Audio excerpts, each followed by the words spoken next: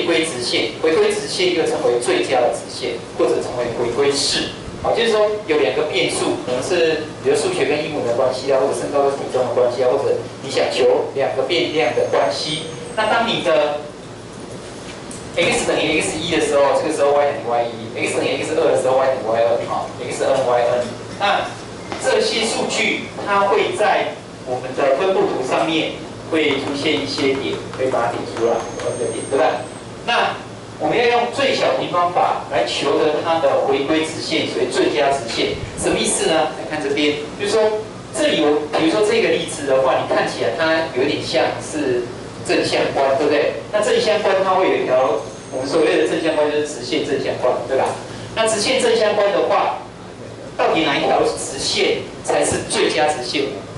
好，那我们最小平方法就是说，当你这里有一个点 x1 y1 的话，那这个对上去的话，这点底下的当然是对到 x， 那这个点这条直线叫做 y 等于 b0加上 b1 x 的话，那对上去它在这条线上面，所以它要符合这个直线方程式，但是它的 x 就是等于 xy， 所以这里是 xy， 所以这个时候 y1 就会等于 b0加上 b1 乘上 xy， 所以这个点的高度就是 b0加上 b1 xy。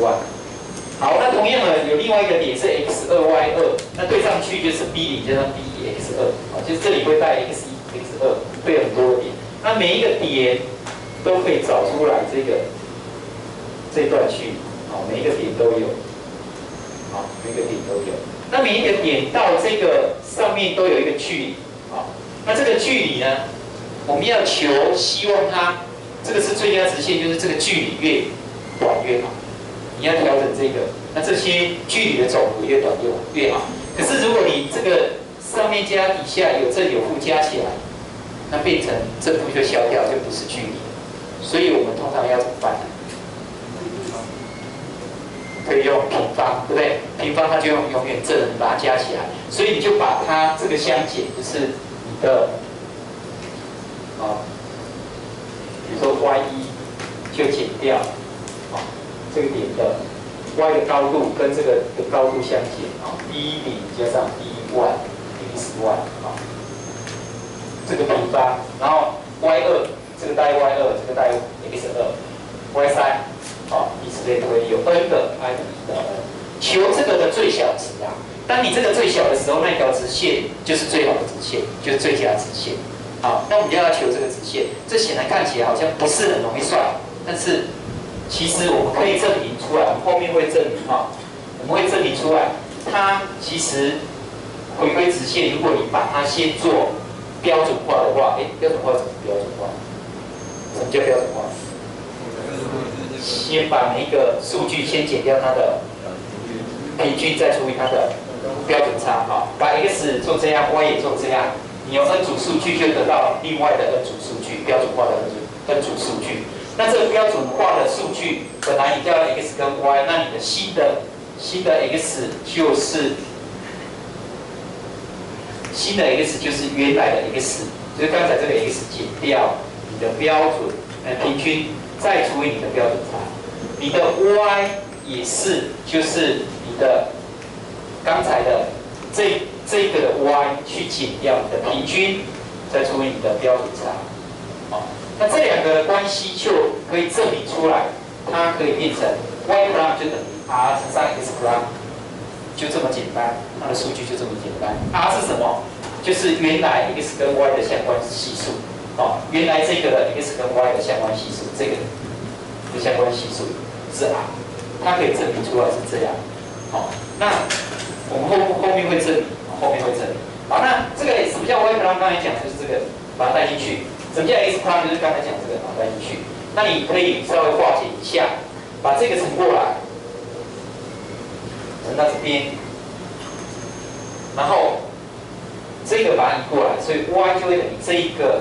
再加上这边呢，对 x 的系数就是 r 乘上 x 标准差分之 y 标准差再乘以 x， 就是你的 r 乘上 x 标准差分之 y 的标准差再乘以 x。这是 x 项前面的系数，然后剩下的常数项就是这个 y 的平均加上这个乘以它，这个 r 乘以这个，再乘以它，就 r 乘上 x 标准差分之 y 是标准差乘上 x 平均啊，所以这里就会变成正向啊。那所以你的整个的原来的这个式子就其实就是这样。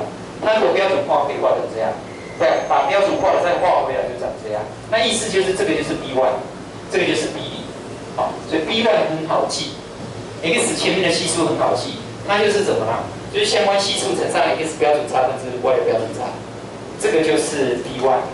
好，你有这些数据，你要求相关系数跟这个都不会很困难。然后这个算出来以后带回去，带回去原来的式子，就是说这个 b1 已经知道了。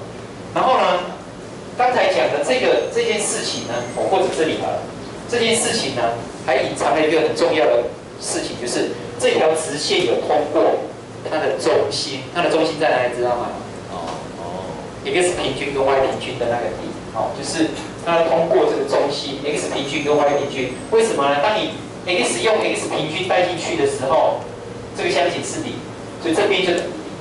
那 y 用 y 的平均带进去的时候，相减也是零。左边跟右边都等于零，就相等。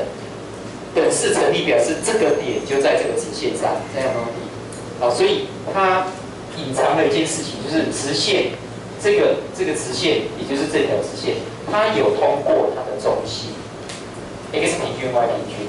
那你刚才已经带回去这里了，你只要把 x 平均 y 平均带进去，求 b 0就可以了。好，这样会比较快。然后而且这个地方还可以做一点化简，这个 b1 呢，除了用刚才这个公式之外，它还可以化简成，稍微查一下 ，b1 呢等于 r 乘上 x 平均，x 标准差 y 标准差。什么叫 r？ 你还记得什么叫 r 吗？就是 xi 减掉 x 平均乘上什么 ？yi 减掉 y 平均，除以什么？根号的 xi 减掉 x 平均的平方，还有 y 的减掉 y， 是不是这样？这个就是 r。r 之外还要乘上什么 ？x 标准差。x 标准差是等于什么？根号的 n 分之一 xi 减掉 x 平均的平方。好，非常好，谢谢。那这边呢也是一样 ，y 的标准差就是跟 n 分之一一样 ，yi 减掉 y 的平均的平方。好，这个一样 i 等于到 n， i 等于到 n。那写成这样子的话，你会发现 n 分之一跟 n 分之一一样，分子分母当然可以约掉，非常好。然后你发现这个 y 跟这个 y 的，是不是也一模一样？一模一样，那就直接再把它约掉。然后这两个也相同，相同的话根号可以去掉，所以它会变成一个还蛮不错的。